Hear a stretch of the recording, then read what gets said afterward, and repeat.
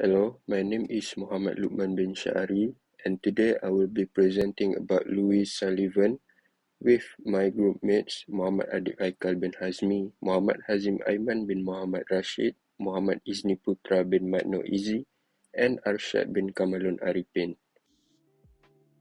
Louis Henry Sullivan was an American architect and has been called a father of skyscrapers and father of modernism. He was an influential architect of the Chicago School, a mentor to Frank Lloyd Wright, and an inspiration to the Chicago group of architects who have come to be known as the Prairie School. Along with Wright and Henry Hobson Richardson, Sullivan is one of the recognized trinity of American architecture. The phrase "form follows function" is attributed to him, although he credited the concept to ancient Roman architect Vitruvius. The first famous building by Louis Sullivan is the Guarantee Building, formerly called the Prudential Building. It's an early skyscraper in Buffalo, New York. It was designed by Louis Sullivan and Dagmar Adler and completed in 1896. The building has been declared a National Historic Landmark. The building was the brainchild of a Buffalonian businessman and entrepreneur, Haskell T. Taylor. He planned to construct a speculative office building called the Taylor Building in the developing downtown district. The site Taylor chose was strategically located adjacent to the then county and city municipal building and near a number of institutional structures. The intention was to attract high-quality tenants such as lawyers through proximity. The Guarantee Building was not alone among major private building projects in Buffalo at the time. 2 blocks away, the Ellicott Square Building was being built to be the largest retail building in the world. This structure extant today exhibits an alternate exploration in the possibilities of new commercial urban architecture by Charles B. Atwood and Daniel Burnham. Next is the Purdue State Bank Building. The Purdue State Bank Building is a historic structure in West Lafayette, Indiana, United States. Designed by American architect and Frank Lloyd Wright's mentor, Louis Sullivan.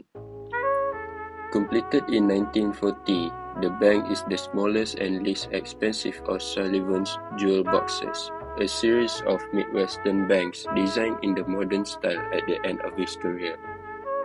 Built on a tiny trapezoidal lot between 2 streets, the structure is less ornamental than most of the architect's other work, including only a few terracotta panels. The building cost $14,600 to be constructed, of which only about 10% was paid to Sullivan, barely covering his expenses. A local paper at the time referred to Sullivan as one of the most noted bank architects in the United States. During the 1950s, a stone portion was added to the back of the building and the original doorway was converted into a window and then an ATM. The building is located 1 block away from Purdue University and currently houses a branch of Chase Bank. Next is the National Farmers Bank of Owatonna, Minnesota. The National Farmers Bank of Owatonna, Minnesota, United States is a historic bank building designed by Louis Sullivan with decorative elements by George Elmsley. It was built in 1908 and was the first of Sullivan's jewel box bank design.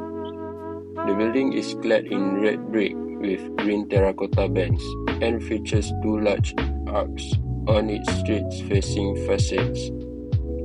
Single-story wings, originally housing bank offices, extend along each side.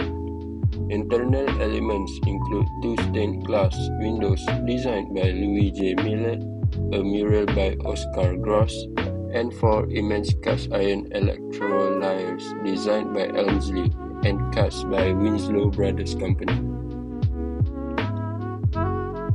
The officers of the National Farmers Bank sought Sullivan out in part because they wanted a fresh idea of a bank building that would suit their specific needs, and they felt that conventional bank architecture of the time would not meet those.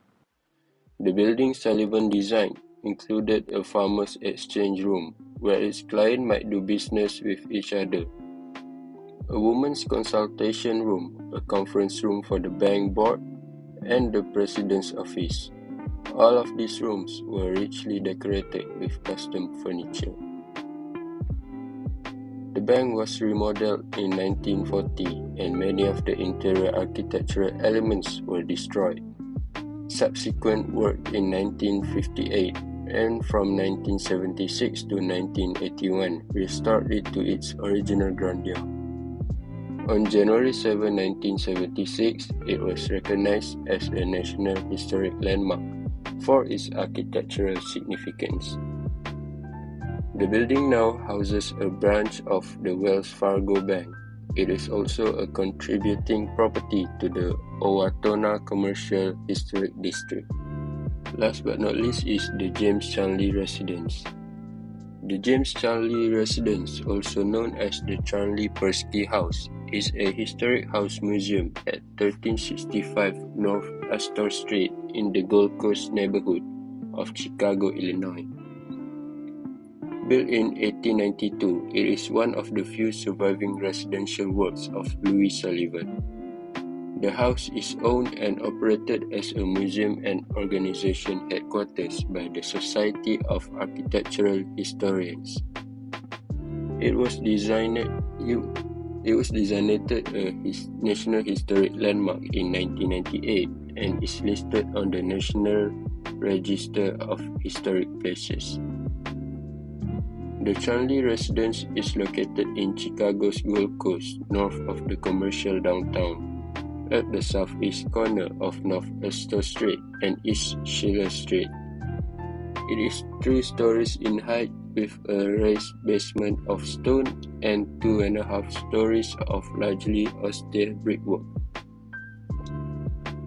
The facade is divided into 3 parts, the center portion housing the main entrance in a stone surround flanked by paired sash windows. Above it is a projecting ornate wooden balcony that obscures the fact that the wall behind it is recessed.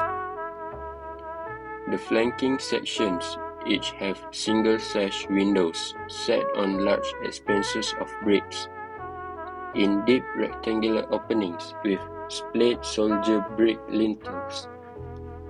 The third level is separated from the lower levels by a stone string course and has 2 deeply recessed square windows in each section.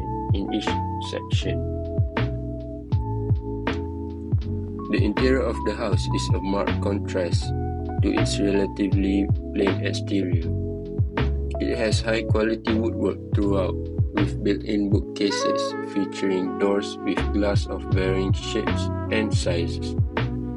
The main library features a fireplace of African rose marble, and the dining room has extensive use of mahogany, a favorite wood of Louis Sullivan. The house was completed in 1892 for Chanley, a Chicago lumberman who lived in the house with his family for about a decade.